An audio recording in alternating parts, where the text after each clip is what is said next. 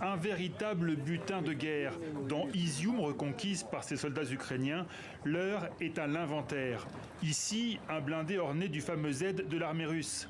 Sous cette bâche, des lance-roquettes. Et cette mitrailleuse lourde. Elle est toute neuve, elle n'a jamais servi. Vous avez l'air heureux. Oh oui. D'après les témoins, les Russes ont décampé en quelques heures.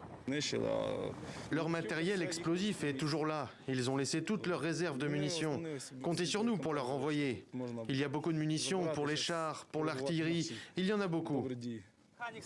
Débâcle total ou stratégie de repli, comment les Russes ont-ils pu abandonner autant d'armes en état de marche qui pourraient se retourner contre eux?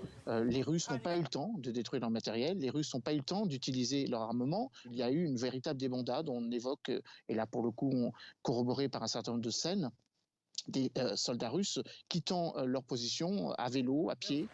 Si les forces ukrainiennes communiquent autant sur l'arsenal récupéré, c'est qu'elles vont pouvoir l'utiliser en plus des armes de précision fournies par l'OTAN. Les Ukrainiens ont désormais du matériel estampillé Pacte de Varsovie qu'ils utilisaient dans leurs forces armées, que leurs officiers et que leurs sous-officiers savent utiliser. Et donc c'est là sans doute qu'est la deuxième défaite de la Russie. L'autre avantage de récupérer toutes ces armes pour les Ukrainiens et leurs alliés, c'est qu'elles permettent d'analyser en partie les capacités de l'ennemi. Il y a 10 jours, le New York Times révélait que des enquêteurs avaient pu examiner l'électronique des hélicoptères et des missiles russes, les modèles les plus récents, et qu'ils avaient eu la surprise d'y découvrir des technologies vieilles de plusieurs décennies.